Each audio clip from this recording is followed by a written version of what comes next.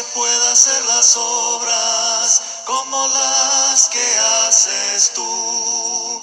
No hay Dios que pueda hacer las obras como las que haces tú. No es con espada ni con ejército, mas con tu Santo Espíritu. No es con espada ni con ejército, mas con tu Santo Espíritu. Y muchas almas se salvarán, y muchas almas se salvarán, y muchas almas se salvarán con tu Santo Espíritu.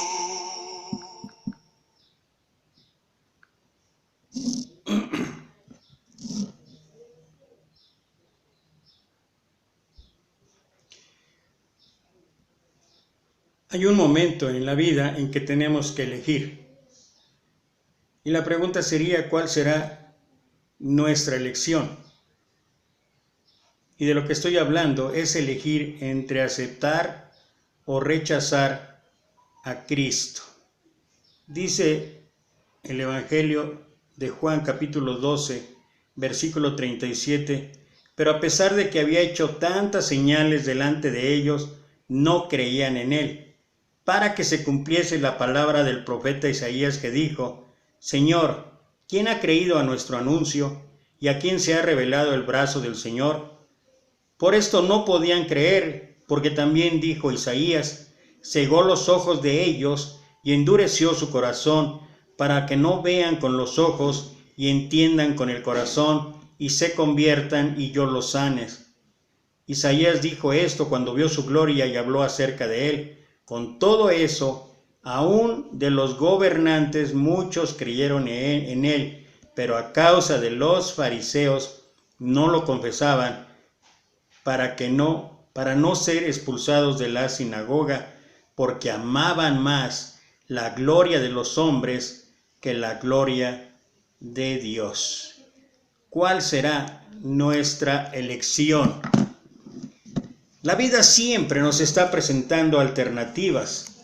El hombre y la mujer son libres para elegir lo que quieran, pero también para afrontar los resultados de la elección. En el texto que acabamos de leer, los contrastes son claros: la gloria de los hombres o la gloria de Dios. A Jesús no le preocupaba en absoluto la gloria o el aplauso de los hombres. Gloria de los hombres no recibo, había dicho antes ahí en Juan 5:41, y yo no busco mi gloria. Había nuevamente reiterado esto en capítulo 9, versículo 50. Ello nos indica que la gente de influencia puede buscar el reconocimiento de los demás o de sí mismos. En ambos casos, eso no es la gloria de Dios, que consiste en trabajar pensando en que el poder viene de Él, que el resultado lo da Él y que Él debe ser engrandecido en todo lo que emprendemos y hacemos. Juzgar al mundo o salvar al mundo. Cristo vino para salvar a los hombres y mujeres que lo reconocen como tal. No vino al mundo trayendo las bombas de la ira de Dios. Él trajo el mensaje de amor y, motivado por el amor de Dios, se hizo como uno de nosotros para hacernos volver a Dios. El juez del hombre es la palabra que Cristo ha pronunciado. El hombre se juzga a sí mismo en la medida que reacciona contra Cristo y se vuelve impermeable a Dios. Creer en Cristo o rechazarlo, esta es la otra gran verdad del Evangelio de San Juan. El que cree tiene vida eterna, el que no cree ya es condenado. Capítulo 3, versículo 18 en adelante. Creer en Jesucristo es darle una respuesta afirmativa, es aceptar su señorío, es comenzar a vivir una nueva vida al ritmo de Él o de acuerdo a las enseñanzas de Él. Él es no vivir para sí, sino para Él y como Él. Rechazarlo es morir. Para pensar, ¿en qué área de nuestra vida amamos más el aplauso de la gente que el de Dios? ¿Cuáles son los resultados que producen el creer o rechazar a Cristo? Tenemos que meditar en ello, tenemos que reflexionar en ello, pero sobre todo tenemos que tomar una decisión. Piensa por un instante. Si pudieras tener cualquier cosa de la siguiente lista, ¿qué elegirías? Belleza, riqueza, popularidad, fama, conocimiento, poder, sabiduría, amigos, seguridad o felicidad. Y es la respuesta para cada uno. Ahora, déjame decirte que la Biblia cuenta de un joven a quien Dios sí permitió tal elección. Se llamaba Salomón. Acababa de ser hecho rey de Israel. Un día Dios se le apareció en sueños y le dijo: pide lo que quieras y yo te lo daré. Esto está en Primera de Reyes, capítulo 3, versículo 5, la segunda parte.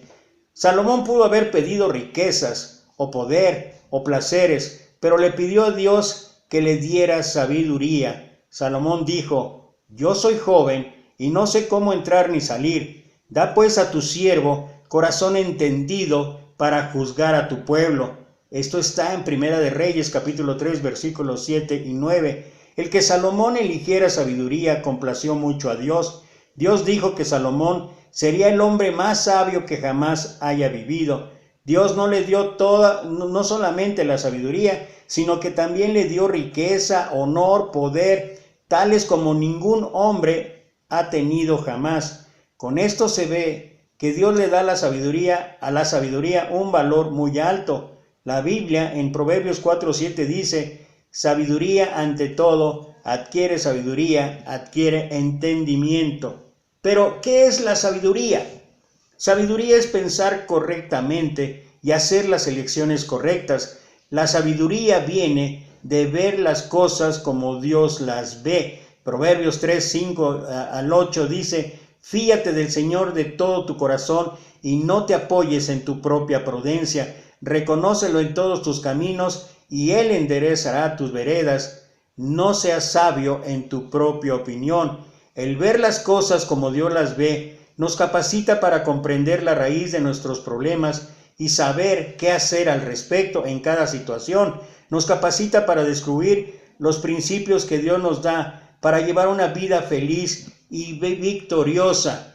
Nosotros estamos llamados a pensar correctamente. Si vamos a ver las cosas como Dios las ve y hacer las elecciones correctas, entonces debemos pensar correctamente. La Biblia dice en Proverbios 23:7, ¿cuál es su pensamiento en su corazón? Tal es. O sea, es lo que corresponde lo que hay en nuestro corazón. Si hay pensamientos erróneos, nuestras acciones externas van a ser erróneas y esto va a matar literalmente nuestro corazón y también el corazón de Dios. Nuestros pensamientos son muy importantes. Lo que pensamos determina lo que hacemos y lo que sentimos. Si aceptamos pensamientos erróneos, esto dará como resultado acciones erróneas y, por supuesto, sentimientos erróneos.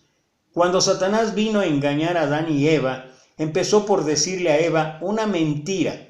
Dios había dicho que si comían del árbol de la sabiduría, de seguro morirían. Pero Satanás, mira cómo usó el argumento. No moriréis, sino que sabe Dios que el día que comáis de él serán abiertos vuestros ojos y seréis como Dios, sabiendo el bien y el mal. Génesis capítulo 3, versículo 4 y 5. Eva aceptó la mentira de Satanás. Fue engañada con el pensamiento de que comiendo el fruto prohibido, ellos serían como dioses. Este pensamiento erróneo lo llevó a una acción errónea. Tomó la fruta y la comió. Eso simplemente fue un acto de desobediencia. Adán desobedeció también a Dios. Estas acciones erróneas los llevaron a tener sentimientos de temor y de vergüenza. Cuando Dios vino esa tarde a pasear y conversar con Adán y Eva, ellos tenían miedo y trataron de esconderse de Dios. ¿De dónde vienen? ¿De dónde vienen los pensamientos erróneos? Los pensamientos erróneos vienen en muchos casos de parte de Satanás y de su impío sistema mundano. La Biblia nos dice que Satanás es el verdadero gobernante del sistema mundano. Se le llama allí el Dios de este mundo. El sistema mundano de Satanás se basa en el orgullo, la lujuria, la codicia y el egoísmo. El sistema mundano se opone directamente a Dios y a su sabiduría. La Biblia dice en 1 de Juan, capítulo 2, versículo 16, porque todo lo que hay en el mundo, los deseos de la carne, los deseos de los ojos y la vanagloria de la vida, no proviene del Padre, sino del mundo. Por eso no debemos aceptar la sabiduría del mundo, ya que vivimos en el mundo, estamos expuestos constantemente a los pensamientos, a las ideas, a las opiniones y sobre todo a los valores de este mundo o de esta vida. Esos son pensamientos erróneos porque vienen del sistema mundano que, como ya dijimos, lo gobierna Satanás. El aceptar la sabiduría del mundo lleva a pensamientos erróneos, acciones erróneas y sentimientos erróneos. Un ejemplo, el mundo dice, vive para el día de hoy, solo se vive una vez, así que goza todo lo que puedas. Dios dice que hay otra vida después de esta, una vida eterna. Lo que hacemos en esta vida influye en nuestro destino eterno. Qué increíble, ¿no? El mundo dice, si te gusta, hazlo. Dios dice, si vivís conforme a las cosas de este mundo, vas a morir. El mundo dice, diviértete mientras puedas, después puedes tomar la vida en serio.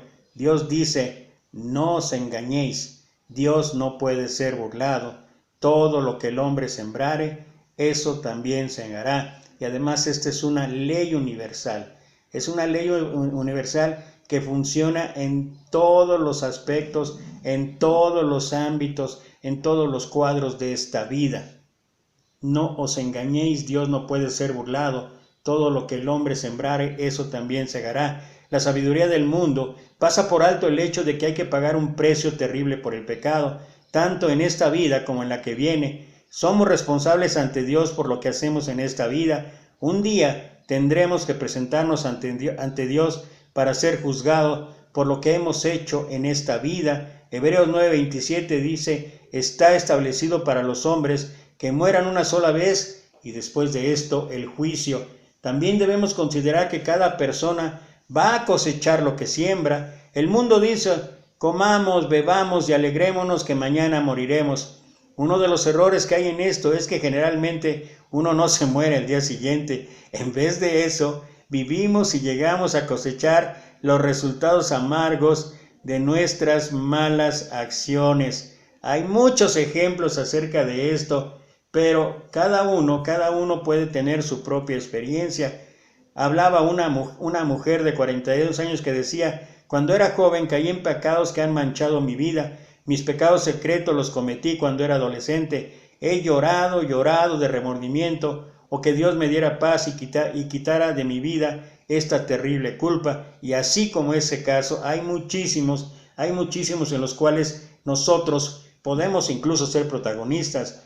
Dios no quiere que sus hijos anden en la oscuridad como hace la gente del mundo. Somos hijos de luz y Dios nos dice, andad como los hijos de la luz. La Biblia dice en Efesios 5:15, mirad pues con diligencia cómo andéis, no como necios, sino como sabios, aprovechando bien el tiempo porque los días son malos.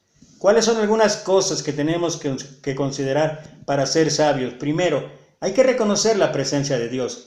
No nos arriesguemos a vivir nuestra vida como si Dios no existiera. La Biblia dice, el temor al Señor es el principio de la sabiduría. Proverbios 9:10. ¿Qué es el temor al Señor? Es tener conciencia continua de que vivimos todo el tiempo en la presencia de Dios. Por eso recordamos quién es Dios y lo honramos como Dios. No queremos disgustarle ni entristecerle. A medida que aprendamos a vivir continuamente conscientes de la presencia de Dios, no nos preocupará de lo que podamos pensar y decir o que digan otros de nosotros, y estaremos cada vez más interesados en agradar al Señor.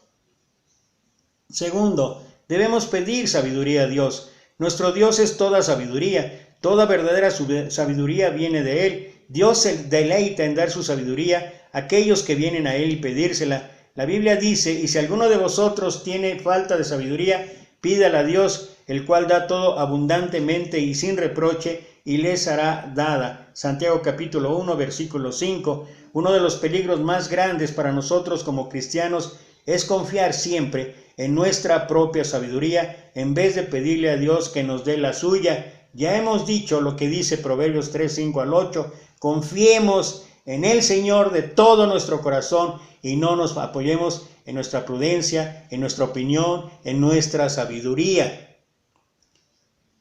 Pero también tenemos que renovar la mente. Continuamente estamos expuestos a los pensamientos, ideas y valores de esta vida. Antes de encontrar a Dios, aceptábamos la filosofía del mundo. Por consecuencia, nuestras mentes se llenaban de muchos pensamientos e ideas erróneos. ¿Cómo podemos librarnos de esto? Dice Pablo en el capítulo 12 de Romanos, versículo 2. No se conformen a este siglo, sino transfórmense por medio de la renovación de vuestro entendimiento para que puedan comprobar cómo es la buena voluntad de Dios, agradable y perfecta. Aquí el término renovar significa cambiar algo, limpiarlo y rehacerlo completamente. Dios quiere que nuestras mentes sean renovadas. Nuestras mentes se renuevan cuando reemplazamos pensamientos e ideas erróneas por la verdad de Dios. Por eso nuestro Dios dijo, conoceréis la verdad y la verdad os hará libres.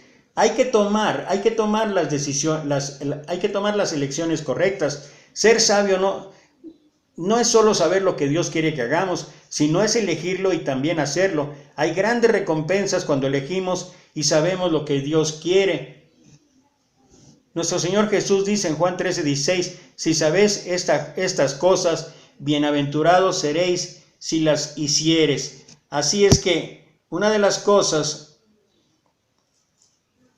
que más nos van a ayudar es lo que un hombre expresó alguna vez: para tener una vida de felicidad debemos rendir la vida a Dios para hacer su voluntad en todas las cosas y en todo momento, porque así de una vez por todas damos por sentado que esto es lo mejor para nosotros. Creo que muchos de nosotros debemos entender, aunque dicen que no se experimenta en cabeza ajena. Ve el ejemplo de Julia. Julia no siguió el camino de los placeres pecaminosos en su juventud. Eligió quedarse sola en vez de acompañar a los bailes y fiestas donde había vicios e inmoralidad. Hay que ver a Julia ahora. Tiene una vida maravillosa y un estupendo esposo que la ama profundamente. Es realmente feliz. Hoy Julia está gozando del fruto de una vida de obediencia. Así es como funcionan las cosas y así es como nosotros podemos tomar la mejor elección. Podemos llegar a tener las mejores decisiones. Si quieres encontrar una joya, piensa en esto. El pensar correctamente o sabiamente produce acciones correctas.